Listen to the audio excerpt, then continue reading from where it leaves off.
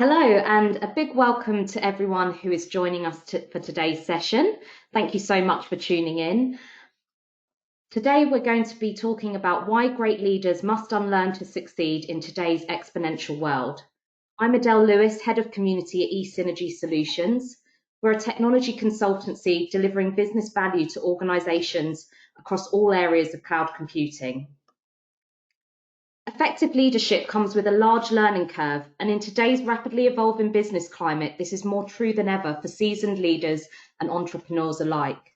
And it's one of the reasons I'm delighted to introduce and be joined today by one of our lead associates, Barry O'Reilly, who's going to be helping you discover how to let go, reframe, and rethink past successes in order to succeed in the future. Barry is a business advisor, entrepreneur, and author who has pioneered the intersection of business model innovation, product development, organizational design, and culture transformation. And Barry is also the author of two bestsellers, Unlearn and Lean Enterprise, and has recently become a dad to a beautiful little boy, Liam. So before we begin today's session, if you have any questions for Barry, please fire them over through the chat box and he will answer them at the end of the talk. We are recording and the slides will be made available after. So now I'm going to hand over to Barry to begin the session. Thanks, everyone.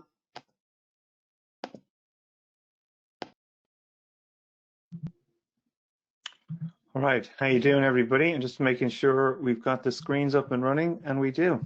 Fantastic. So it's a real pleasure to speak to people today, especially at this very interesting time that we're in. I think so many people have been reaching out, explaining how their ability to adapt to changing circumstances has never been tested, maybe in ways that they hadn't even imagined before. So if anything, what I'm going to be showing you is about how this system that I've coached many leaders all over the world to rapidly adapt, to recognize where their existing behavior and mindset is actually limiting their results, and they need to unlearn, and then how to take the steps to relearn new behaviors, new skills, getting outside your comfort zone to get the breakthroughs that you need to succeed in today's exponential world. And where I'd like to start actually specifically is going back a little bit into the past. You see, the pandemic of 1918, the last sort of major influenza pandemic known as the Spanish flu, was the most severe pandemic in human history that we've recorded. It was estimated that nearly 500 million people, or a third of the world's population at the time, became infected with the virus. 50 million people worldwide actually died from it. You know, and again, what was interesting about this pandemic was it had much more of an effect on 20 to 40-year-olds, which was a very unique part of it. Now, at this time, many people didn't know what the solutions were. They were practicing skills like social distancing and so forth to try and control it. There was many drugs that people thought would actually help, but Bayern actually had a patent on one drug that ran out, so everyone thought it would help. They took it, it was actually worse. So there was a lot of confusion, a lot of uncertainty, and a lot of sickness and worry. And the interesting thing I always asked people though as well is, does anyone know why it was called the Spanish flu? Maybe throw in the chat here.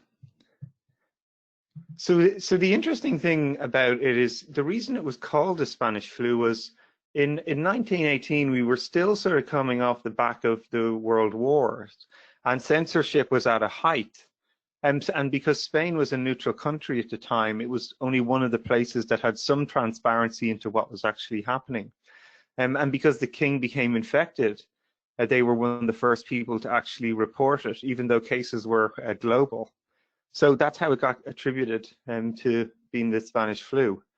But it's interesting about transparency and data and insight and how that actually drives behavior and perception. You know, many people will say that they're actually experiencing disruption at the moment. And, you know, we probably think about disruption happening in our industry all the time. You know, even 20 years ago, the largest organizations in the world were all about getting as big as they can, being number one in your market. You know, even 10 years ago, it was still very much the same. You had these companies that were reliant on Porter's 5 forces, thinking about building moats and high barriers to entry. You know, and even as we look at today, that whole world has shifted.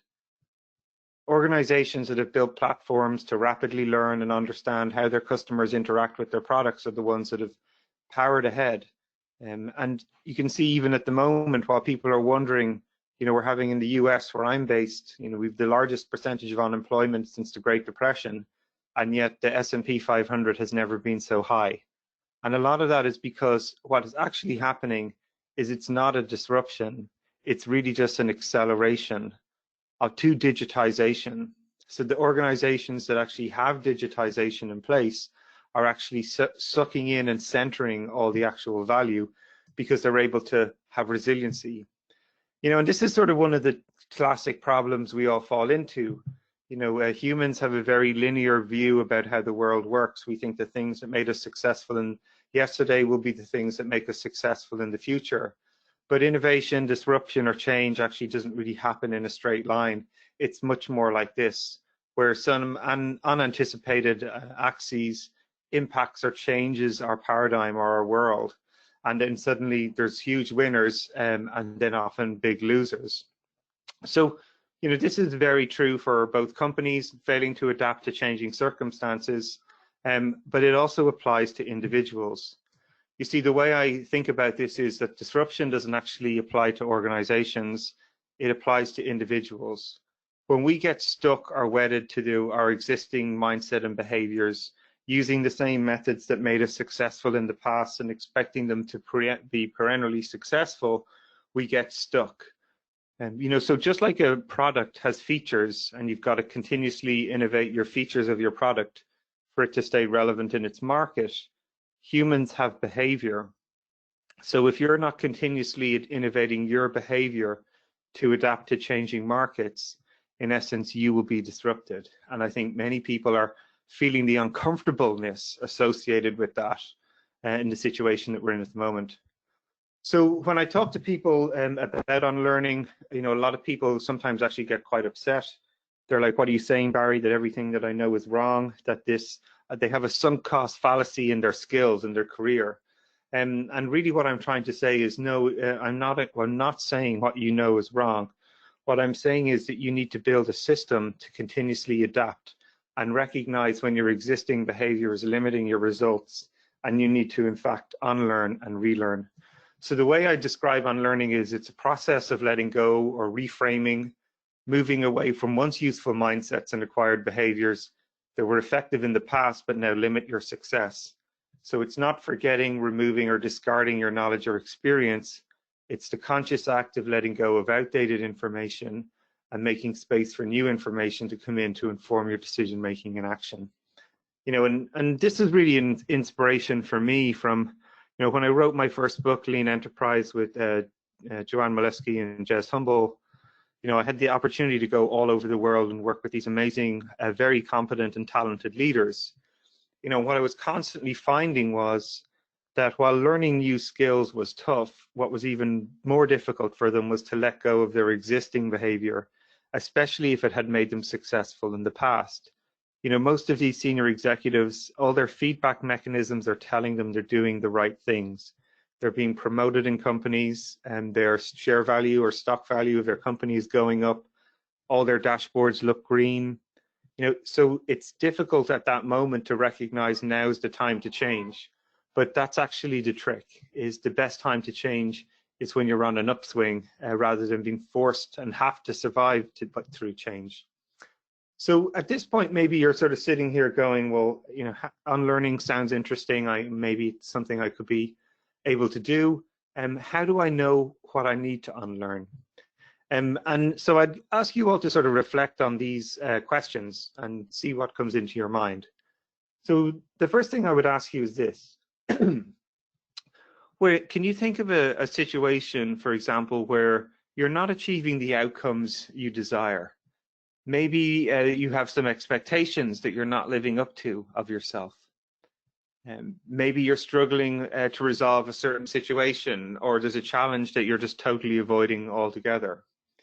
Or maybe there's a situation where you've tried everything you can think of and you're still not getting the breakthroughs that you're looking for. All right, so I'll give you a minute to try and think about those and see if you can write something down. Where you're not achieving the outcomes that you desire. you're not living up to the expectations you have for yourself, a situation that you're struggling to resolve, maybe another area that you're avoiding altogether, you just can't deal with it, or you've tried everything you can think of and you're still not getting the desired results. I'll give you 30 seconds to have a think and write that down.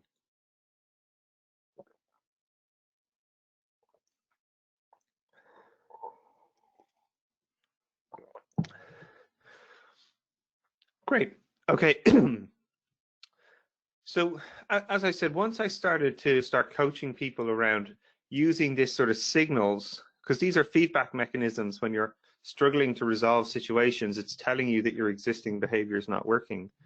You know, those were signals that you needed to unlearn. And so really then the next step was about teaching people how to relearn, by taking small steps and trying new behaviors that are slightly outside their comfort zone. And then by taking those steps and hopefully you start to get new information, and it actually leads to breakthroughs in your insight, in your thinking, in your behavior. And what I noticed was that this wasn't really a one and done type system. You know, we have to continuously unlearn. And what I found is as people started to take those steps, where they could diagnose areas where their mindset or behavior was limiting and they needed to unlearn.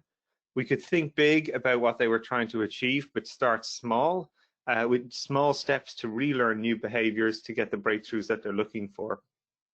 And the more they sort of went through this process, you know, again, it became an accelerant for people.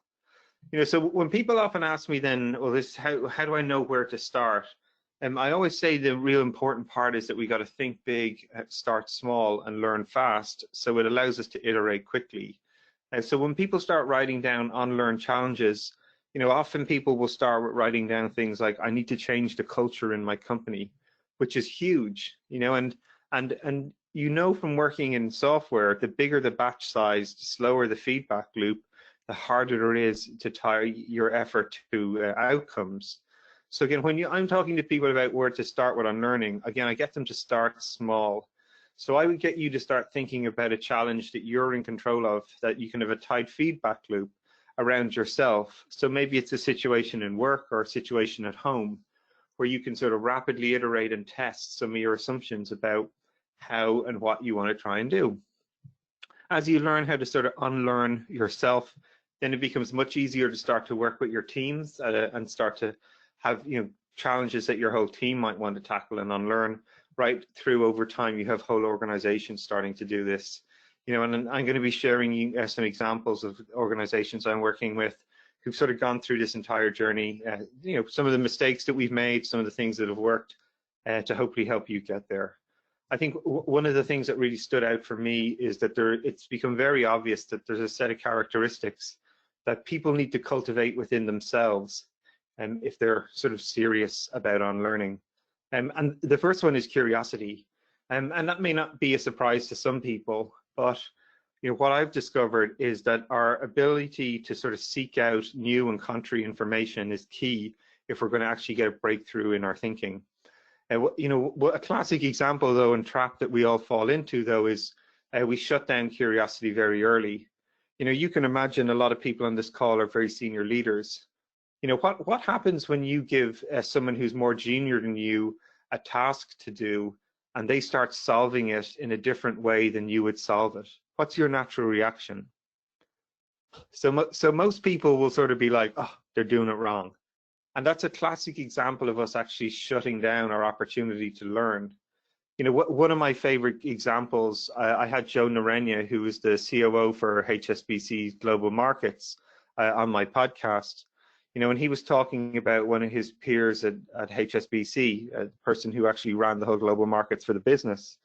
And what he used to do is he would, whenever new graduates came into the company each year, he would go down and sit with them and give them challenges to work on that he was working on, and saw how they would try and start to solve them. And what was interesting about that is he learned all these new technologies or methods that these students were sort of bringing into the company to solve big challenges that he was working on as the most senior person in the company. You know, and you can imagine, especially in a company like HSBC, it's a massive global company, obviously some levels of hierarchy and bureaucracy, when you have one of the most senior people of the entire organization sitting down with some of the most junior people to learn from them, it's a very powerful cultural artifact and leadership role modeling. So again, I think these are great sort of little examples. The other one is ownership.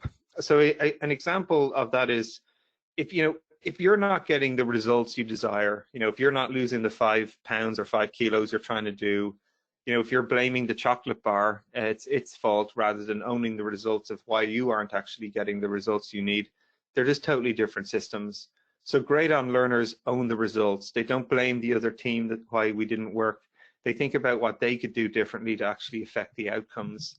And the other steps is about commitment, and this means you're going to have to do things that you don't be good at. You're going to struggle. And I think that's, you got to commit to actually giving it a go, being persistent and pushing through. You've got to get comfortable with being uncomfortable. The reason you probably have these challenges is because your existing behavior is not working. Therefore, you're probably going to have to try behaviors that are outside your comfort zone in order for you to actually succeed. So I think being comfortable with getting uncomfortable is really, really important. And you'll see, how do you start to do that? Well, this is why this notion about creating safety to succeed, why we sort of think big and start small. When you start small, it makes things safer to fail, you faster feedback loops, and you can sort of work through it. But safety exists at so many levels. You've mental safety, i.e. psychological safety when you take small steps, how you might be perceived. Your physical safety about, are you doing things that you feel like you're not in control? And then also economic safety, like small risks, small bets, investing to get information to inform what we should do next. So you'll see me talk a lot about this pattern for anyone who reads the book or even works with me, this notion and strategy of thinking big to break free of our existing mental models and legacy thinking, but starting small to rapidly experiment and find out and learn fast what works for us and what doesn't, is a real key core strategy and principle for how I've worked and helped lots of these organizations all over the world. And I'm going to share some examples, maybe 3 examples with you of observations that are very obvious to me at the moment, lots of case studies that you can share. And I've recently just published another 20-page report on how to scale innovation by descaling work. Again, thinking big, starting small, and learning fast. And we'll be able to share all of this with you at the end of the talk.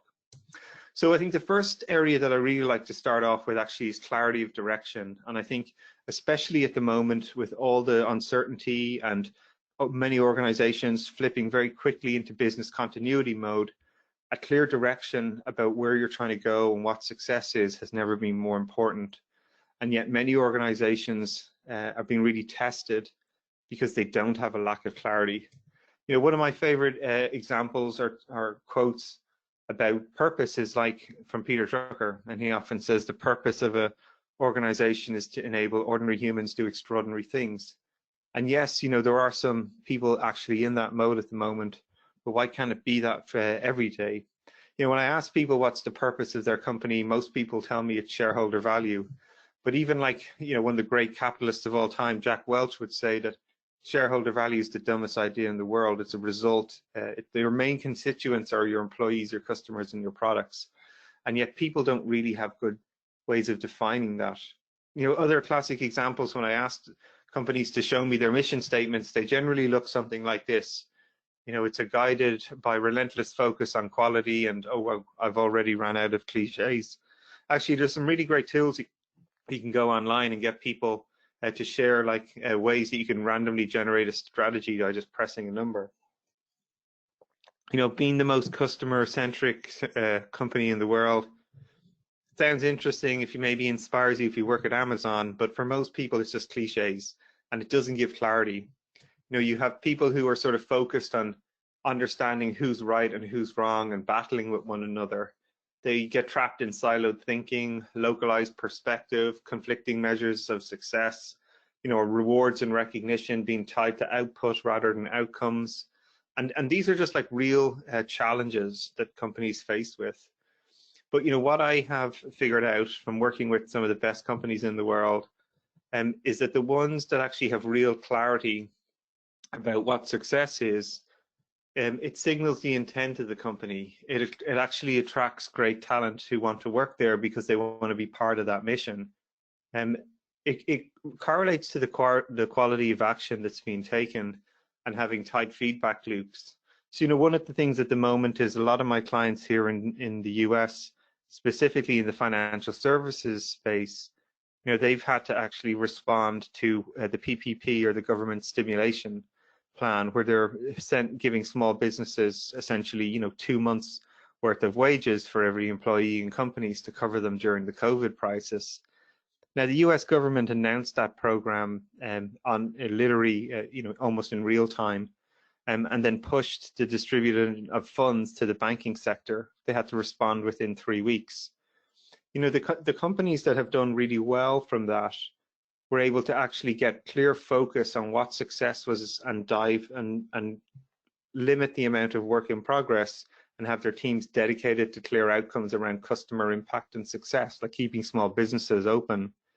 A lot of the companies that have struggled are still trapped in their bureaucracy. They still have too many items in progress. They don't even have clarity about what's working. So I think if you'll see, and I've written a great blog post on this, on how crisis can be a catalyst for innovation. And I'll be sharing another actual case study from working with Tesco's Bank, actually in the UK, about how organizations, when they have clarity of mission, have been really successful to get there. But it also comes down to your values as well. Like, what I constantly find is, like, asking the question about how we can be at our best in times of crisis is a really powerful way to draw in the best out of your talent. How can you sort of live into the values of the company that have been sitting on the wall for years, but people really understanding what it means to them? And one sort of small exercise I've been doing a lot with leadership teams is actually asking them those questions. Under this sort of COVID crisis, what have been some of the great behaviors that you've seen? What have been some of the great outcomes you've achieved? And how does that actually ladder up to some of your values or not? How are people living your values? What behaviors are helping you see that to drive the outcomes that you want or not?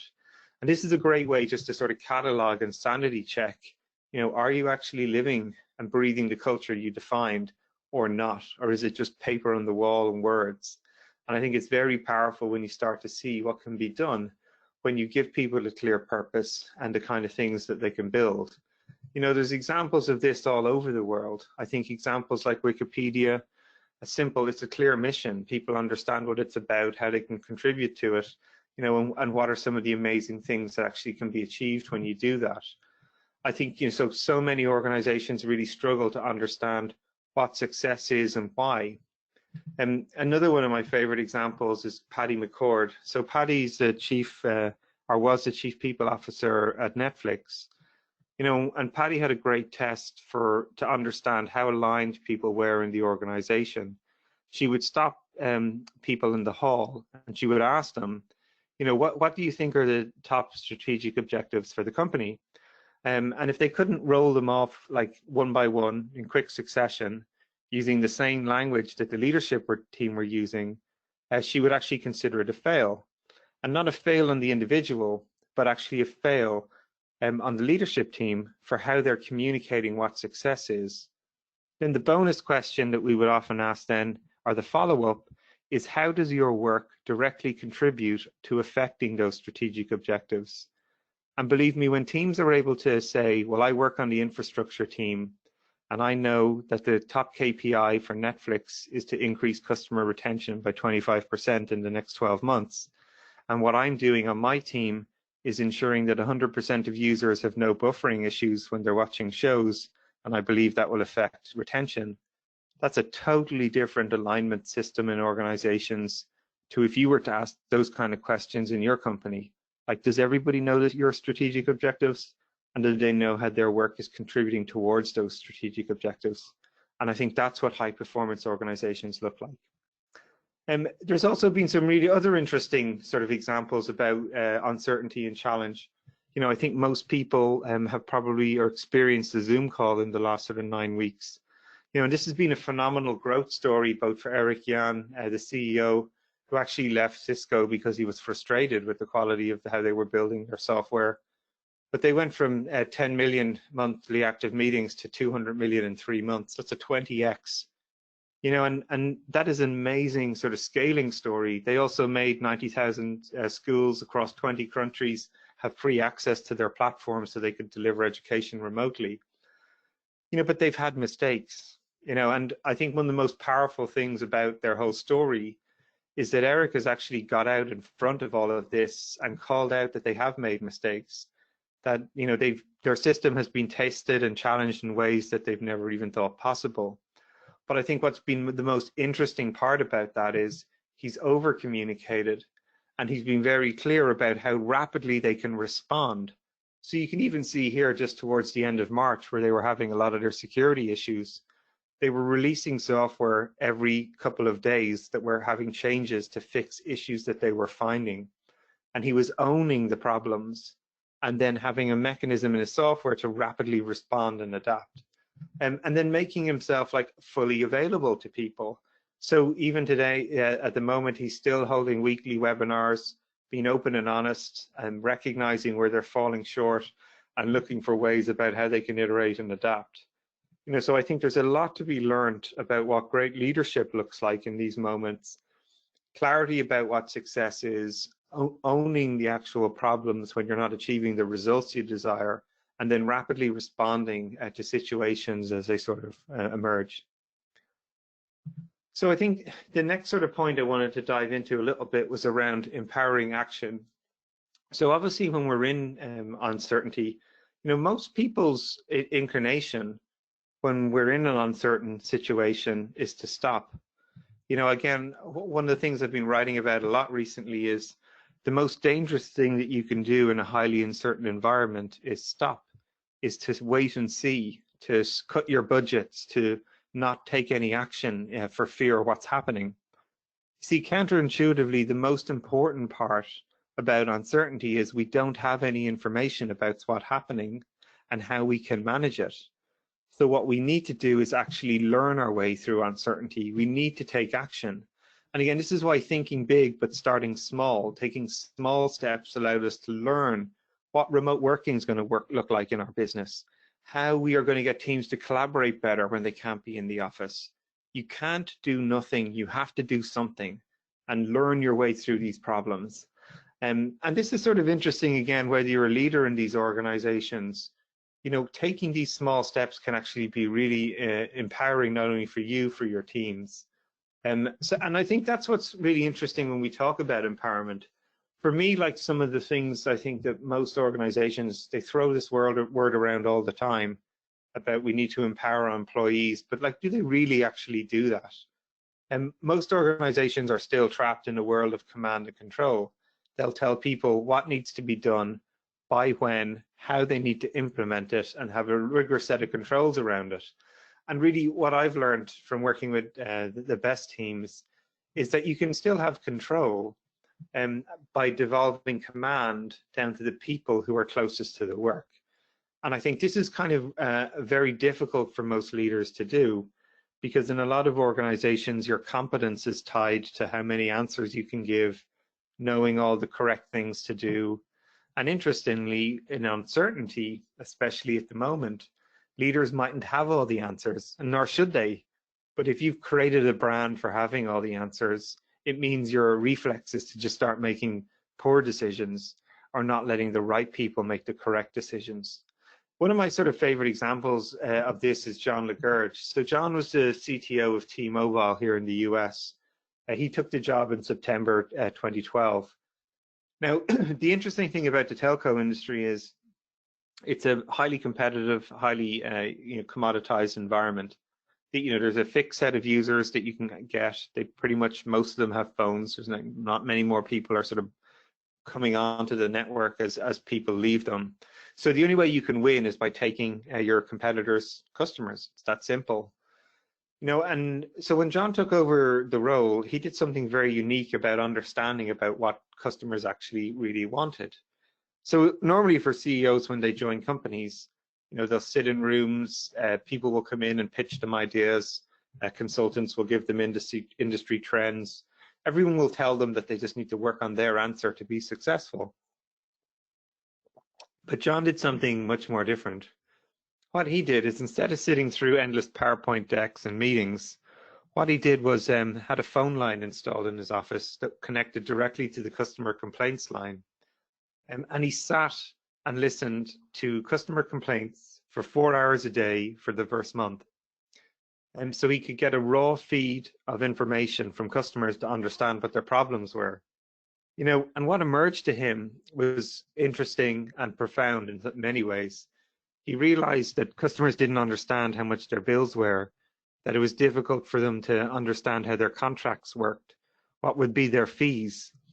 So, after being in the job for less than sort of 5 months, they launched OnCarrier, which was the first ever contract-free, SIM-free, simple choice plan, where if you could just pay $50 a month, you get 500 megabytes of data, no contract. You could just use the SIM and throw it away the next week if you weren't happy. And they launched this, and they absolutely obliterated the market. Today they recognized there was 4 telco suppliers in the US: AT&T, Verizon, Sprint, and T-Mobile was 4th. Just recently, T-Mobile bought Sprint, their number 3 competitor, and they're well on the way to start taking down Verizon and AT&T. But he didn't stop there. Like for him, he just started doing more and more. So when they cut up 2-year contracts, they did everything like letting people try the iPhones for free, give away free music. OnCarrier for business, it was easier for people to just open and use phones in businesses as they want. And they're powering ahead of their competition. They've got the best customer support teams on the planet. And what I mean by that is this. When you ring up T-Mobile with an issue, maybe there's a problem with your phone or you're unhappy, the teams are actually responsible for the outcomes of their work. They're measured on customer satisfaction and profitability. So a customer service representative can cancel your contract, can send you a new phone. There's no thresholds on what decisions that they can make. They're not bounded to understand, like, you're only allowed to make decisions before calling a supervisor. Every single one of them is empowered to make a decision that will best serve the customer, but they have clarity over their customer satisfaction metrics, each individual team. They've clarity over their profit and loss. They're responsible for not only the revenue that they create and generate, but the trade-offs they need to make to keep customers happy by replacing or returning phones. These are people who are working on call center support teams with no boundaries. The best decisions that they can make are decisions they're going to make. They don't need to get sign off from managers. This means they have the best customer satisfaction scores from any teams that I've been able to research around customer support and delivery on the globe. And this is about giving people empowerment to make decisions. Just like John sat and listened on the phone and made decisions about how he'd run the business, that same principle applies to frontline staff who are taking calls from real customers, no passing them around their business and making decisions. When I was launching Unlearn, I was invited to go to AWS by Amazon to launch the book at their flagship event in Las Vegas. One of the things that sort of really stood out for me about AWS, which again is one of the fastest growing organizations in the world, even now at a time like this, we're relying on them to use applications to do our remote phone calls. They definitely call out that 95% of their features come directly from customer requests. So these are sort of the levels about what you understand about why organizations are powering ahead and why others are sort of falling behind. And what's really interesting for me is that, when you start to get people, teams, cross-functional teams or 2 pizza teams in Amazon that are responsible for building products and launching them to their customers, or maybe they're dedicated customer support teams in T-Mobile where they are clear on the outcomes that they're aiming for and are allowed to make choices that are best aligned in the customer's interests and the business interests, and that information is visible to them, you really start to see teams power ahead and work in ways that you can never really even imagine.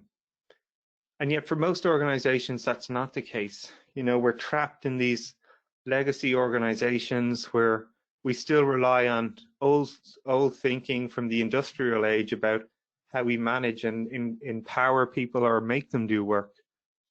You know, a lot of the way that we even incentivize people today is a fallacy. It's based around the notions of paid for performance. You know, if you do the job, we'll pay you. You know, and this goes back to like a very, very dated model. It's called the principal agent model, which and the very underlying assumptions of this model is that a principal hires an agent to perform the work. And the notion is that both parties are acting in self-interest. You know, the principal obviously wants to make revenue and money, and they can't do everything, so they have to hire an agent to do it.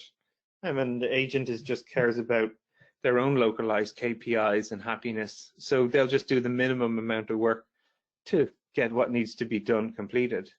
You know, and the principal agent sort of relationship exists in many different parts of the world.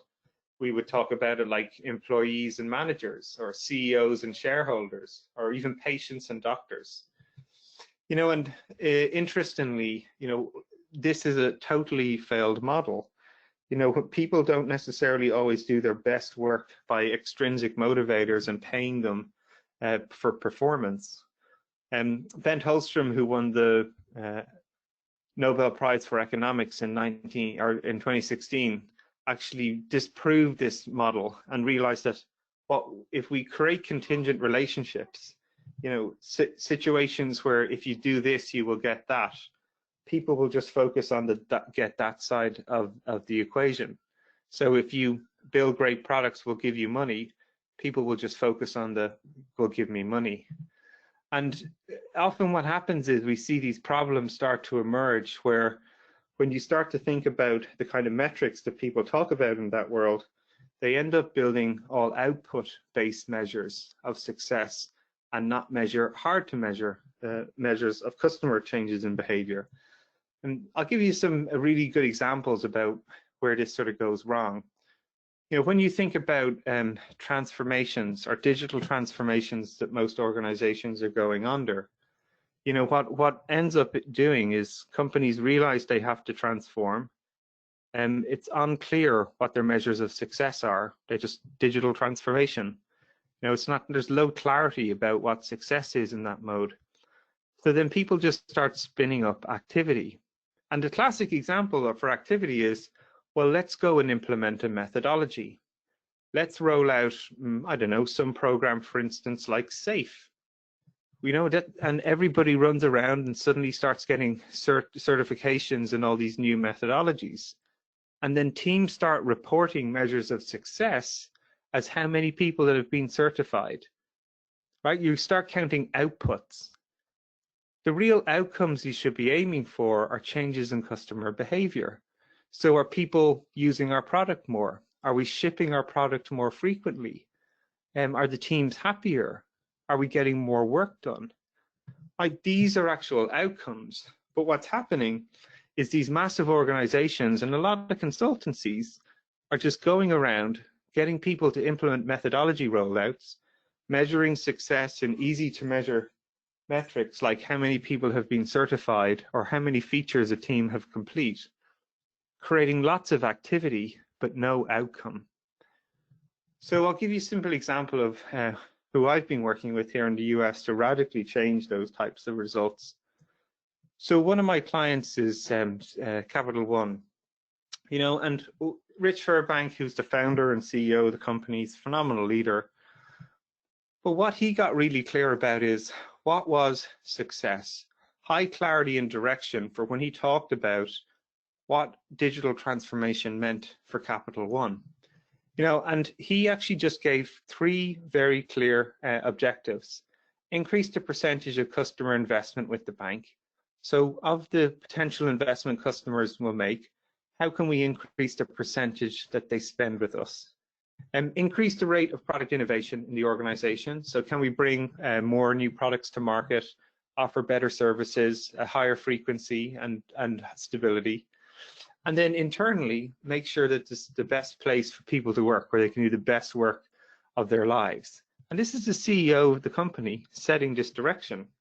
So then everybody who was working in the company could start to ask themselves, well, if I'm going to impact any of these outcomes, what could I be doing differently? And what was amazing was that while they needed to have a digital transformation, the underlying principle is that you actually need a talent transformation, that people need to change the ways that they work.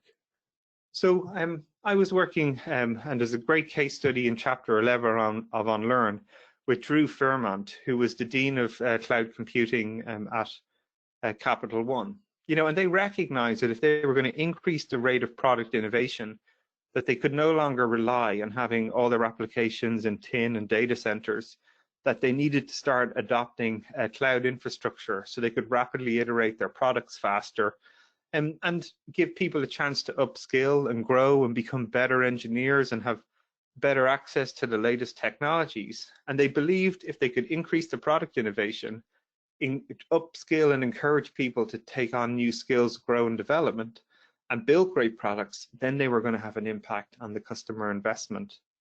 Now, you know, when we were there was people inside the company that were actually trying to roll out big scaling frameworks as a way of sort of innovating.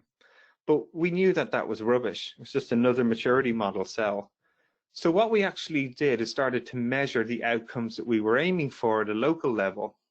So if we thought to increase the rate of product innovation was the global level, how would we know that we had, what could we focus on, both in terms of engineering talent and costs of running our products and services? So what we actually did was start to measure the percentage of what did it cost us to actually start running our infrastructure, and also how easy was it to change, how resilient was the software when we deployed it. And this really kicked off when we started to communicate the outcomes that we were aiming for and try to move them. And it kicked off a whole set of behavior that was so interesting. You know, instead of people running around trying to get certifications, they started thinking about what were the new skills that they needed to build, that they could rapidly deploy software, and what kind of infrastructures they might want to use. Now, the interesting thing about cloud computing and AWS at the time is that Amazon released software faster than you can build certification programs in cloud computing. So what we actually had to do was create a system where people who learned or went on any training had to not only put that training straight to practice about building software, but then they also had to start training other people, because no training that is available can move at the pace that Amazon's software deployments move at. So we had people who were getting recognized, not necessarily for doing certifications, but for actually training other people how to learn these methods and tools. Now, the interesting thing also, and that created a great sort of a game thinking cycle where people were actively trying to improve themselves and improve others and being recognized for that. And the other thing about when you start to communicate outcomes is when you demonstrate and show the real information. If people are graded on a paid for performance bell curve, you get crap information. Nobody wants to look like the slow kid. But you know what we were able to do was create the safety to show teams to understand that it didn't matter where you were on the chart. Your goal was just to try and get better or to improve to a ratio that mattered for you. So when we started to plot where all the different teams were on these sort of metrics, you know, often when people look at this diagram, everyone's like, oh, I don't want to be on the orange team. They look like they're rubbish. But again, this was a core data center team, and really all they needed to go was from where they are now was just like 2 or 3% actually more up. They were doing great. But most of people's existing thinking just looks at bell curves and goes, oh, look, the purple team are great and everyone else sucks. But when you start to communicate outcomes, it's a much more powerful way for people to experiment. They start to figure out what things they should try, what they should do differently. Today, Capital One is Amazon's best case study about adopting cloud computing infrastructure. They've doubled their rate of innovation. They've the highest percentage of any financial institution with their infrastructure in the cloud. They've increased their rate of product innovation by 62% in the last 3 years. They're absolutely killing it on every measure because they're outcome-based organization. They're not focused on outputs and doing ridiculous methodology rollouts and certification programs, being very busy but not actually getting a lot done in terms of the outcomes they're aiming for. You know, and there's lots of interesting things that are happening now. I think when you put the power into people's hand and incentivize them based on outcomes, really interesting things happen. You know, one of the things I've been monitoring at the moment is a company called Foldit. This is really interesting, where, you know, the outcome that they're aiming for is to try and create a vaccine for the coronavirus. And the way they do it is they actually create games. So what, and based on how people create this game, it helps people actually try and create some sort of protein that will essentially immunize or make the existing coronavirus null. And people can actually build this game where you've hundreds of people going online trying to build a protein that could actually essentially mitigate and become a vaccine for the coronavirus. So it's very clear on the outcome. It's potentially what they're trying to create good candidates for vaccines. But you've got hundreds of thousands of people now going online, instead of playing World of Warcraft, playing this protein folding game. And they've actually found 10 potential vaccine candidates that they're going to go forward and build based on all the people who are contributing. Because they're clear on the outcome. It's a fun way for them to learn, and it's really changing the way you're incentivizing people. So again, the things I really get you to think about when you're designing your outcomes and your incentives is this: pay for performance doesn't work. You know, whatever you measure signals your intent. So if you're just giving people bonuses for performing work, you know, that doesn't get them inspired to do their best work. Think about the hard to measure outcomes, just like at Capital One, where we started looking at the best work of their lives, increasing the rate of product innovation and increasing the percentage of customer wallet spend. It's much better than digitally transforming and asking, are you feature complete? How many people have been certified? It's really a bad investment. You know, I want you to start thinking about how you could redesign some of your incentives. You know, think about if there was no incentive, what would be different about it? You know, how can you make a small little incentive if you have to, but give people more flexibility? And you'll find, especially in this remote work world, most people will want to have more flexibility with their families, with their kids, being able to spend more time, starting to see the whole human that motivates them, not necessarily just a paycheck, and if they have a desk to sit at every day of the week. So again, the question I'd ask you about, you know, how you can start to think big and start small and unlearn today. You know, I'd get you to look at that challenge that you wrote down. You know, look at it and reflect on it. Think about somebody you know who could potentially help you. And I'd like you to go to that person and say, on a scale of 1 to 10, you know, how well do you think I'm doing at solving this challenge? And maybe they might give you a 6. And then I want you to ask them, like, how can I get half a point better in the next week? Maybe give me some new behaviors that I could try to just get half a point better. And I guarantee you, if you sit with those people and practice and you know, try some of the behaviors that feel a little bit uncomfortable for a week, and then go back and ask them how you got on, you'll be amazed at some of the results that you get if you get into that pattern. You know, there's so much uncertainty at the moment. I think this power of when you're coming to try and figure out how to respond to the situation we're in.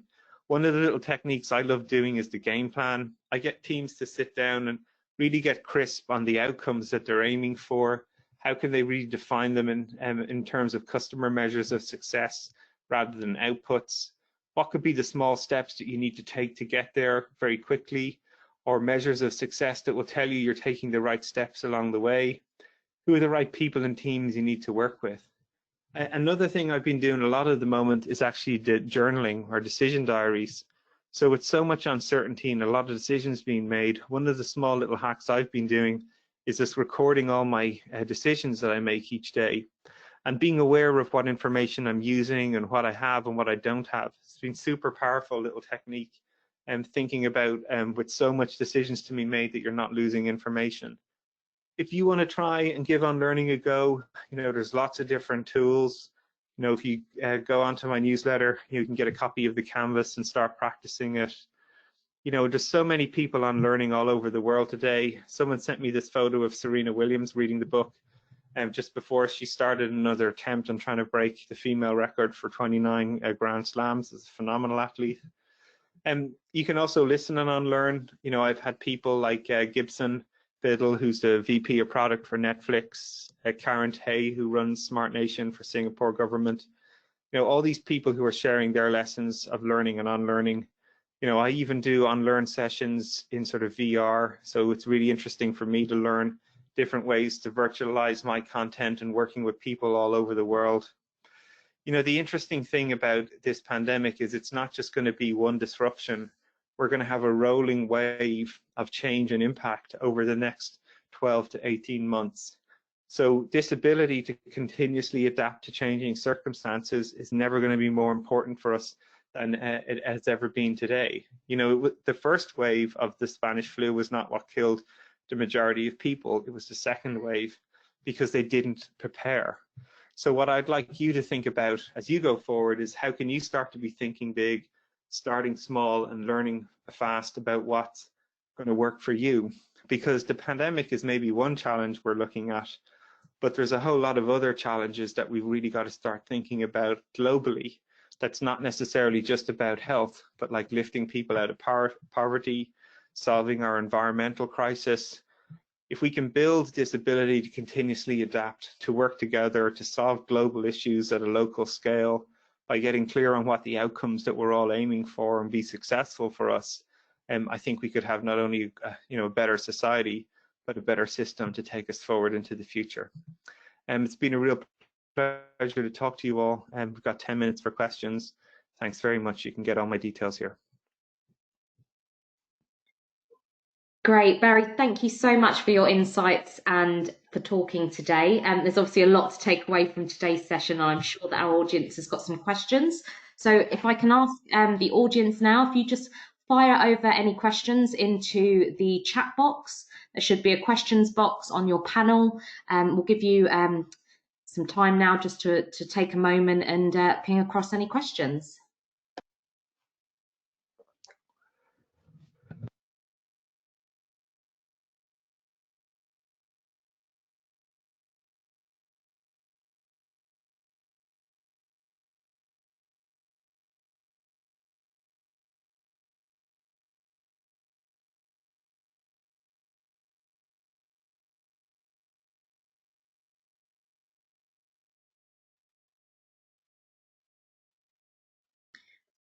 Okay, so we've got our first question, Barry, which is, does it matter where you sit within an organisation? Does it have to be at leadership level for Unlearn to work? The short answer to that is no. You know, like it's one of the reasons why I show this, like where you can start. You know, the one thing I've learned from this is it's all about role modeling behavior. Great leadership is about role modeling behavior. So if you're the CEO of a company and you're actually getting outside your comfort zone and your teams are seeing that you're willing to do that, that's inspiring for whole companies. But if you're an individual contributor in a team and you're just like trying to put yourself out there, actively saying to teams, look, I'm trying to improve this skill about how I make decisions, or I'm trying to improve my skill about how I collaborate with product and engineering, you know, that's brave, and people respond to that. So I think this is a system that you can apply regardless of where you are in an organizational context, so you can improve. And then by role modeling your willingness to improve, that can actually inspire other people in your team to start to change, and maybe even your organization. And I think just the dynamics of, because executives have a lot more influence over organizational systems. You know, my favorite example was, Ryan Schneider, who's the CEO of the card business in Capital One. You know, he was another one, a great experimenter to work with. And, you know, when we were starting to work there, you know, one of the things he was a huge insight for him is when I was coaching the exec team over a course of 3 months. And, you know, at the end of the first month, we did a retrospective, and he'd never done one before. And he found it a really interesting exercise to reflect on how the team were working, you know, and he literally wrote a post-it going, we're very outcome based or output based. I thought we were outcome based, but we're actually very output based. I looked at my report dashboards. People were just reporting tasks complete, nobody tying it back to customer outcomes achieved. You know, and not only did he share that with his leadership team, he went and sent an email to 50,000 people in the company and shared that information, noting that, you know, we're trying to digitally transform, and what I recognize about myself is that I need to change, and here's how and why. And that's super inspiring for that company. So I think, yes, look, senior leaders can have a bit more of an effect on the system, but that doesn't mean individual contributors can't start a fire as well from the ground up and role model those behaviors too. Great, thanks, Barry. Next question. Do you find people readily connect the dots between unlearning and having to be vulnerable, and by implication, courageous? Yeah, I think it's one of the reasons why, you know, I put in these slides about what's important to cultivate within yourself. You know, it's not just one characteristic. These are all sort of virtuous to one another and support one another. You know, you've got to be curious, which means, you know, in many ways vulnerable. You've got to basically be willing to recognize that your existing knowledge might not be perfect, and therefore you have to find contrary or new knowledge, which is sometimes an attack on ourself. You know, it's an attack on our competence to try new things that we're not good at. You know, and that's that notion of being comfortable with being uncomfortable. Because as you start to relearn, you know, most of the steps you're going to take, you're probably going to struggle. You probably fail.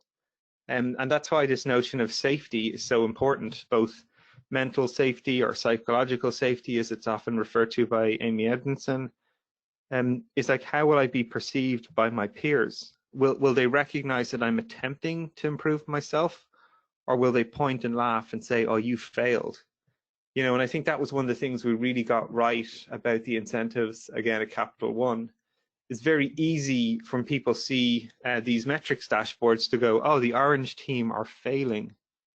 But in a growth mindset, in a world where actually everybody knows we're just trying to get better, and they're being transparent and actually reporting where they really are and how they plan to improve, versus a company where people are just sitting there going, we've certified 75 safe people. You know, they're just totally different systems.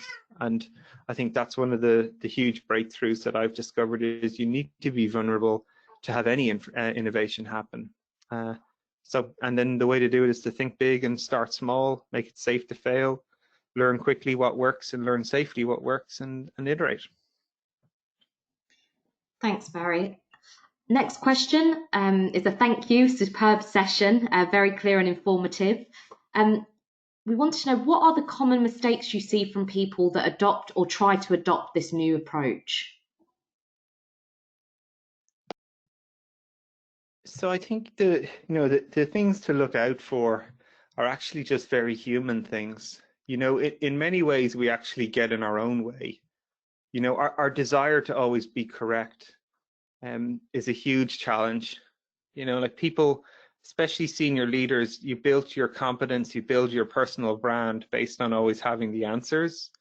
And in some respects, that becomes a limiting skill when you're trying to innovate, because you're going to have to do things that you don't know how to do sometimes. And if you're too reliant or too stuck to this notion of being always correct, you're going to really struggle. You know, our biases get in our way.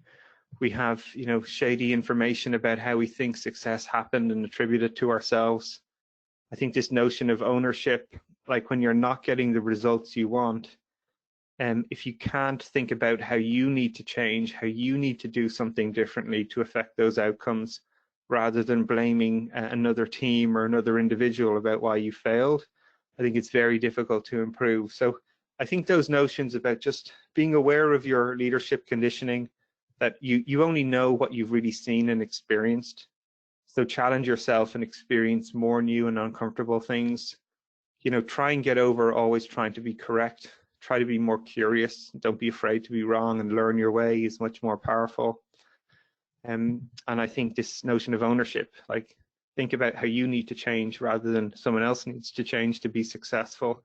I think those things are really helpful to help people adopt this method. And again, like I've only shared a couple of examples here today. I work with companies in the Fortune 10 to scaling startups here in Silicon Valley, and without doubt, the leaders in the companies that are succeeding, they've got humility, they've got curiosity, but they've also built the systems to allow them to think big and learn fast by starting small to find out what works and what doesn't. And I think you're going to see those companies are the ones that really come through this challenging situation and come out stronger rather than struggle.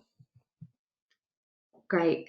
Next question is, hi Barry, great webinar, thank you. Any ideas on how we get government to improve? The current situation underlines the importance of governments, but in the UK, we haven't changed much at all. There's a lot of unlearning to do.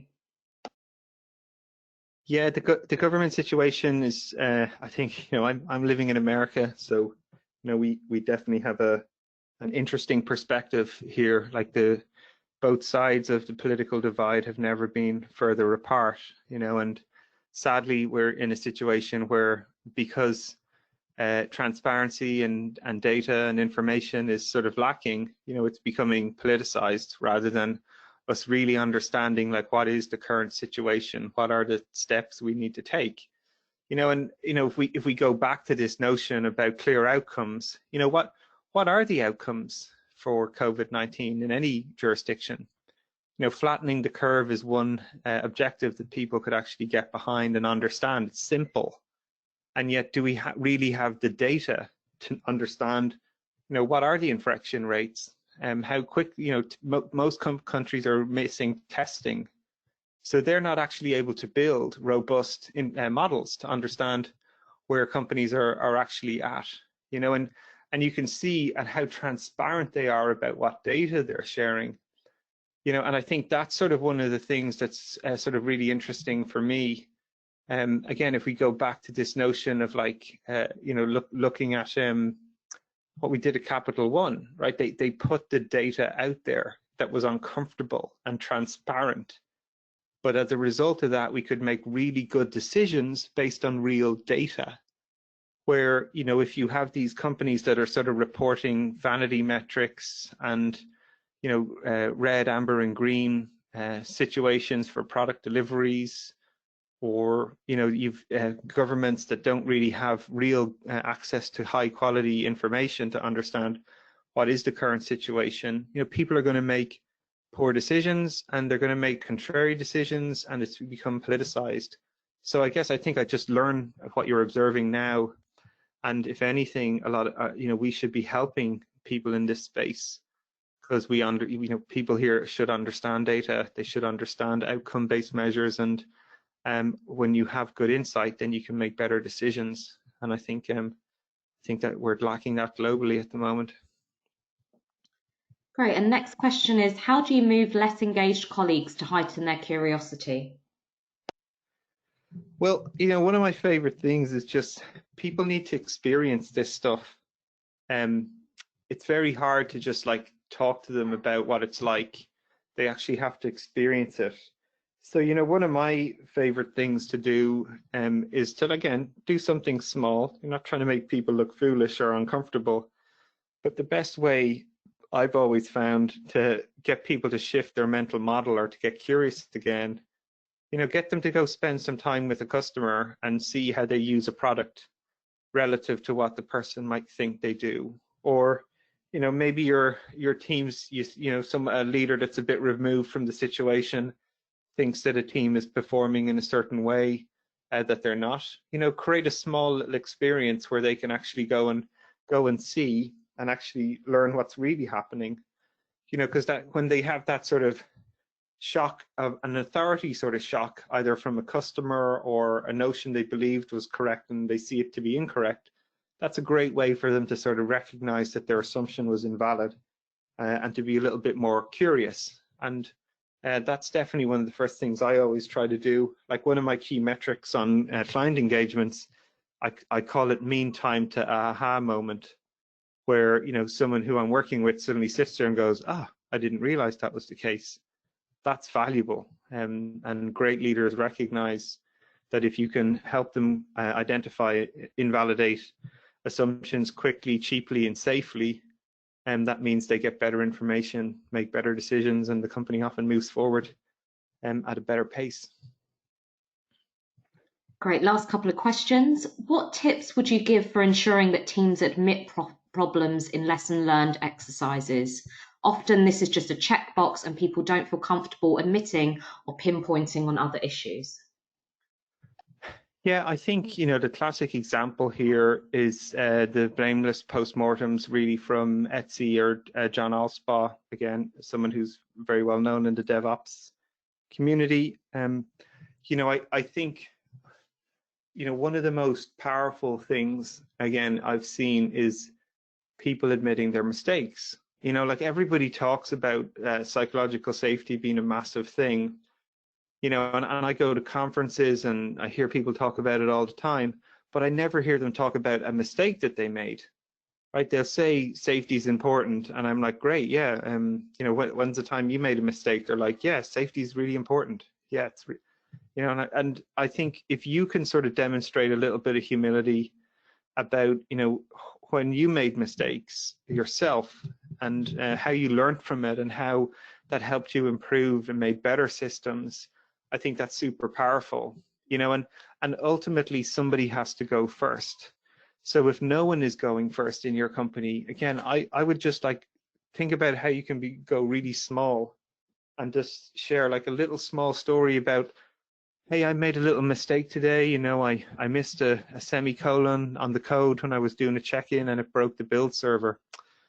I wonder if there's an easier way that we could have an automation in place. So if I made that mistake again, we could find out sooner. You know, like just start really small. Just share a little mistake you made, how it can make something better. And then people will respond to that. And again, if you do that continuously and you're not getting a response, well, then you know it's an unsafe team. And then you either think about how you can improve that or you think about what you could do differently.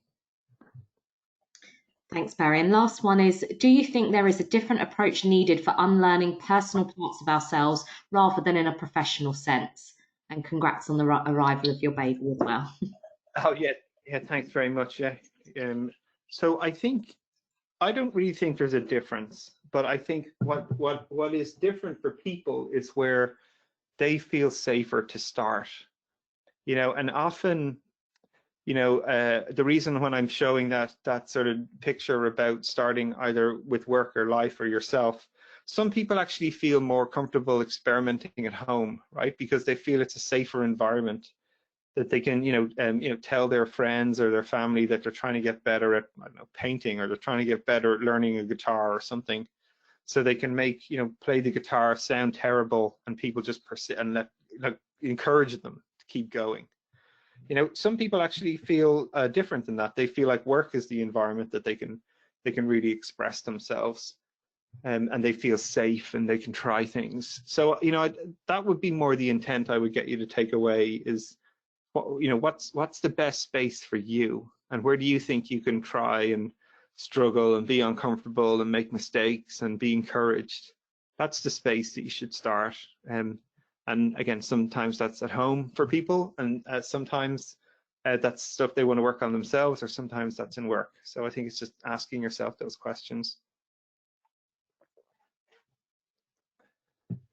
Great. Well, Barry, thank you so much for speaking today. I know that we're going to be following up with everyone that's joined today, and for those that haven't been able to make the session, we will be sharing with them the recording. So thank you so much for your time, and for everyone that's been joining. If they do have any further questions, or if you'd like to speak about ways of working and engaging with Barry and eSynergy moving forward, please do get in touch.